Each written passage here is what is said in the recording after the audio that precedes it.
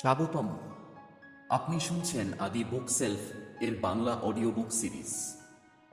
আজ আমরা শুরু করছি নাসিম নিকোলাস তালেব এর যুগান্তকারী বই ফুয়েলড বাই র্যান্ডমনেস এর বাংলা সংস্করণ। এটি এমন এক বই যা আমাদের শেখায় কিভাবে দৈবতা বা র্যান্ডমনেস আমাদের চিন্তা, সিদ্ধান্ত এবং বিশ্বাসে প্রভাব ফেলে, যেখানে আমরা ভাবি যে সবই আমাদের দক্ষতার ফল। আপনি যদি জীবনের অর্থ, সাফল্য এবং ভাগ্যের প্রকৃতি নিয়ে গভীরভাবে ভাবতে পছন্দ করেন, তাহলে এই বইটি আপনার জন্য।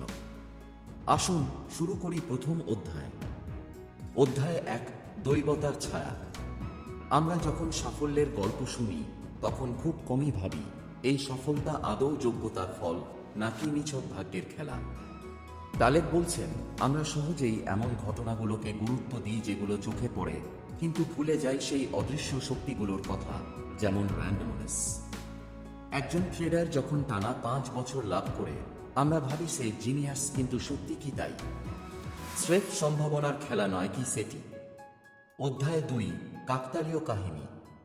আমরা প্রতিদিনই ঘটনাগুলোকে ব্যাখ্যা করতে চাই। কেন এমন হলো, কি কারণে হলো? তালেব বলেন, এই ব্যাখ্যা খোঁজার অভ্যাসই আমাদের ভুল করে।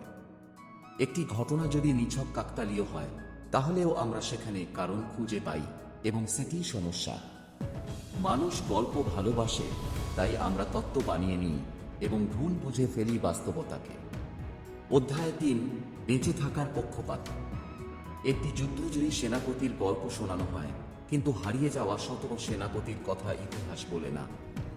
আমরা সেই গল্পগুলো দেখি যারা বেঁচে থাকে, সফল হয়, এবং ধরে নিই তাদের পথে চললে আমরাও সফল হব।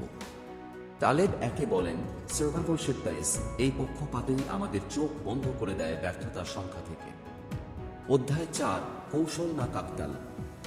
অনেক সময় মানুষ নিজের কৌশল দিয়ে সাফল্য দাবি করে, কিন্তু হয়তো সেটা ছিল নিছক সৌভাগ্য।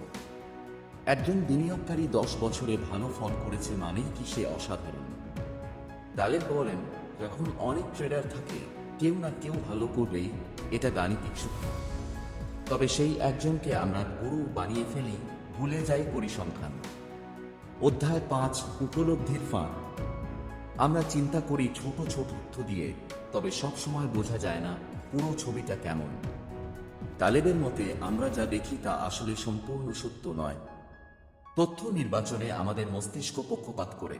আমরা যেটা বিশ্বাস করি সেটাকেই তথ্য হিসেবে গ্রহণ করি। অধ্যায় 6, সংবেদনশীলতা ও আবেগ। ট্রেডাররা খুব আবেগপ্রবণ হয়, একদিন লাভ হলে আনন্দে, আরেকদিন ক্ষতিতে হতাশ। তালেব বলেন, আবেগ দিয়ে সিদ্ধান্ত নিলে আপনি দৈবতার ফাঁদে পড়বেন। স্থির থাকা, ধৈর্য রাখা, এটাই গুরুত্বপূর্ণ, বিশেষ করে বাজারের জগতে। অধ্যায় 7, অপূর্ণ তথ্যের বিপদ। আমরা যেসব সিদ্ধান্ত নিই তার পেছনে থাকে অপূর্ণ তথ্য। তালেব বলেন, আমরা যা জানি না সেটাই বেশি গুরুত্বপূর্ণ, কারণ যেটা আমরা জানি না সেটাই আমাদের সর্বনাশ ডেকে আনতে পারে। এজন্যই বিনয়ী থাকা, নিজের সীমাবদ্ধতা বোঝা অত্যন্ত জরুরি। অধ্যায় 8, পূর্বাভাসের ব্যর্থতা। মানুষ ভবিষ্যৎ নিয়ে কথা বলতে ভালোবাসে, বাজার বাড়বে, মূল্য কমবে। তবে তালেব বলেন, এগুলোর বেশিরভাগই অর্থহীন। দৈবতা বা র্যান্ডমনেস এতটাই শক্তিশালী যে ভবিষ্যৎ কেউ জানে না। যারা বেশি দিন টিকে থাকে তারা পূর্বাভাস কম দেয় আর সাবধান থাকে। অধ্যায় 9, বিকল্প পথের অস্তিত্ব। আমরা একটি ফলাফল দেখি আর ভাবি এটাই হওয়ার কথা ছিল। তালেব বলেন, এই হাইন্ডসাইট বেস আমাদের ভুল বোঝায়।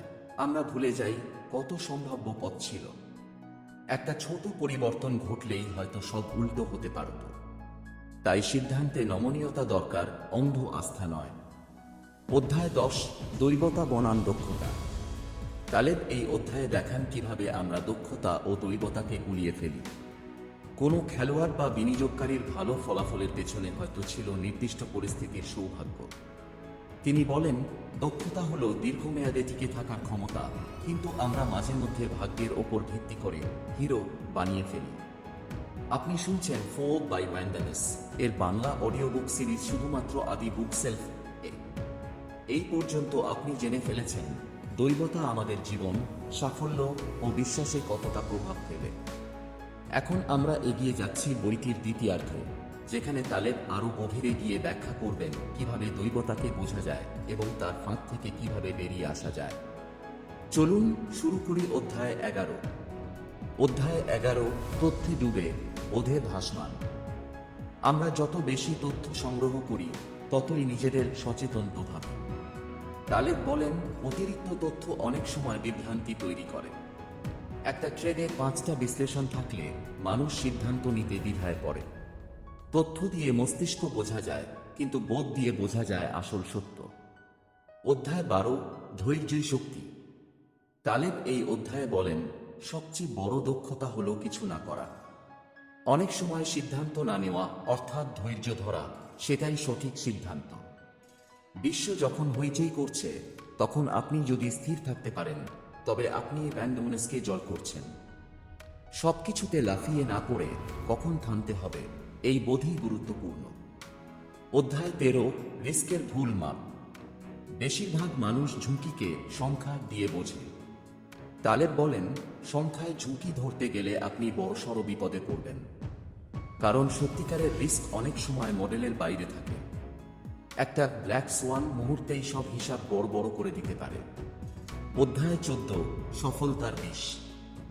সাফল্য পাওয়া মানেই আপনি ঠিক ছিলেন তা নয়। তালেব বলেন, অনেক সময় ভুল পথে চলেও মানুষ সাফল্য পায় এবং তখন ভুলটা অভ্যাস হয়ে যায়। এই আত্মবিশ্বাস ভিত্তিক ভুল একসময় গিয়ে বড় ধ্বংস ডেকে আনে। তাই সাফল্যের পরেও নিজের ভুলগুলো খোঁজা গুরুত্বপূর্ণ। অধ্যায় 15, আত্মতুষ্টির ফাঁদ।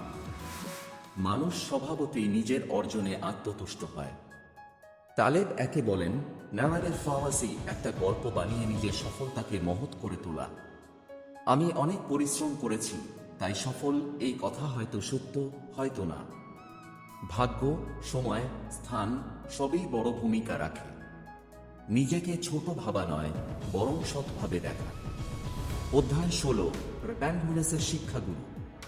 তালেব নিজেকে ব্যতিক্রম ভাবেন না, বরং একজন পর্যবেক্ষক। তিনি বলেন, দৈবতা হলো আমাদের জীবন ব্যবস্থার অংশ এবং সেটাকে শত্রু নয়, শিক্ষক হিসেবে দেখলেই মঙ্গল। আপনি যদি দৈবতা থেকে শিখতে পারেন, তাহলে আপনি হবেন সত্যিকারের জ্ঞানী। অধ্যায় 17, ভবিষ্যতের ধোঁয়া। তালেব ভবিষ্যৎবাণীর দারুণ সমালোচনা করেন। তিনি বলেন, ভবিষ্যৎ নিয়ে যারা অধিক আত্মবিশ্বাসী তাদের থেকে দূরে থাকুন, কারণ ভবিষ্যৎ এমন এক বস্তুর মতো যেটা দেখা যায় শুধু পেছনে তাকিয়ে। শুধু সম্ভাবনার কথা বলা যায়, নিশ্চিতভাবে কিছু নয়। অধ্যায় 18, বড় মানসিকতা বনাম সত্য মানসিকতা। মানুষ চায় সবকিছুর বড় বা অ্যাভারেজ দেখতে, তবে সেটাই কি বাস্তব? তালেব বলেন, গড় মানে অনেক সময় বিভ্রান্তিকর। ধরা যাক আপনি 9 দিন লাভ করলেন, একদিনে সব হারালেন, তবে গড় বলবে আপনি লাভে আছেন। বাস্তব কিন্তু বলবে ভিন্ন কথা। তাই গড় নয়, ব্যতিক্রমকে গুরুত্ব দিন। অধ্যায় 19, মনের ফাঁদ। তালেবের মতে আমরা নিজের মনের ভেতরেই অনেক সময় ফেঁসে যাই। আমরা যেটা বিশ্বাস করতে চাই সেটাই দেখতে থাকি। একে বলে কনফার্মেশন বায়াস, যেটা আমাদের ভুল করে তোলে, কারণ আমরা বিরোধী তথ্য এড়িয়ে চলি। এই মানসিক ফাঁদ থেকে বের না হলে র্যান্ডমনেস আপনাকে ধোঁকা দেবে। অধ্যায় 20, দৈবতা, নম্রতা ও বাস্তবতা। এই শেষ অধ্যায়ে তালেব বলেন, দৈবতা বোঝার প্রথম শর্তই হল নম্রতা। জীবনে আপনি যা পেয়েছেন তা সবটাই আপনার কৃতিত্ব নয়, একটা মানতে পারলেই আপনি বড় হবেন। দৈবতা, রিস্ক, অস্পষ্টতা এসব মেনে নিয়েই বাঁচতে হয়। এটাই সত্য বাস্তবতা, এবং এই উপলব্ধি আপনাকে আরো শান্ত, স্থির এবং সচেতন করে তুলবে। অধ্যায় 21, আমি জানি না, এই বোধের শক্তি। বুদ্ধিমানের পরিচয় তার জ্ঞান নয়, বরং সে যা জানে না তা মেনে নেওয়ার সাহস। তালেব বারবার বলেন, আমি জানি না বলা কোনো দুর্বলতা নয়, বরং একটি শক্তি। যতই আপনি অনিশ্চয়তা মেনে নেন, ততই আপনি র্যান্ডমনেসকে সম্মান করেন। এই মনোভাবই আপনাকে বিপদ থেকে রক্ষা করতে পারে। অধ্যায় 22, হিরো না ভাগ্যবান। আমরা একজন সফল ব্যক্তিকে দেখি এবং ভাবি, ও তো হিরো, কিন্তু আমরা কি তার পথের দৈব ঘটনাগুলো দেখি?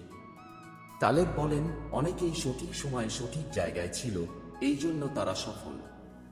সেটা কোনো কৌশল ছিল না, স্রেফ র্যান্ডমনেসের খেলা। তবে আমরা এমনভাবে গল্প বানাই যেন সে সব কিছুর মাস্টার। অধ্যায় 23, নিরাপত্তার মিথ।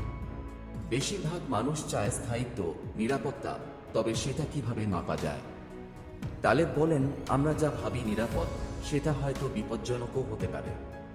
একটা স্থিতিশীল চাকরি, একটা বড় কোম্পানি, সবই ঝুঁকির বাইরে নয়। প্রকৃত নিরাপত্তা মানে হলো আপনি ঝড় এলেও টিকে থাকতে পারেন কিনা। অধ্যায় 24, দৈনন্দিন জীবনে দৈবতা। এই অধ্যায়ে তালেব বলেন, শুধু ট্রেডিং বা অর্থনীতি নয়, আমাদের প্রতিদিনের জীবনেও র্যান্ডমনেস ছড়িয়ে আছে। যে বন্ধুকে আপনি হঠাৎ দেখলেন, যে চাকরির ইন্টারভিউ ছাড়াই, বা সেই দুর্ঘটনা, সবই দৈবতা। জীবনের প্রতিটি কোণায় আছে অনিশ্চয়তা, তাই নম্র থাকা এবং প্রস্তুত থাকা সেটাই শ্রেষ্ঠ বুদ্ধিমত্তা। অধ্যায় 25, দৈবতাকে বন্ধু বানানো। শেষে তালেব একটি অনন্য দৃষ্টিভঙ্গি দেন, দৈবতাকে শত্রু নয়, বরং বন্ধু হিসেবে দেখার আহ্বান। আপনি যখন র্যান্ডমনেসকে চিনবেন, তখন সেটিকে কাজে লাগানো শিখবেন। অপরিকল্পিত সুযোগ, অপ্রত্যাশিত পরিচয়, এই জিনিসগুলোই জীবনকে মোড় ঘুরিয়ে দিতে পারে।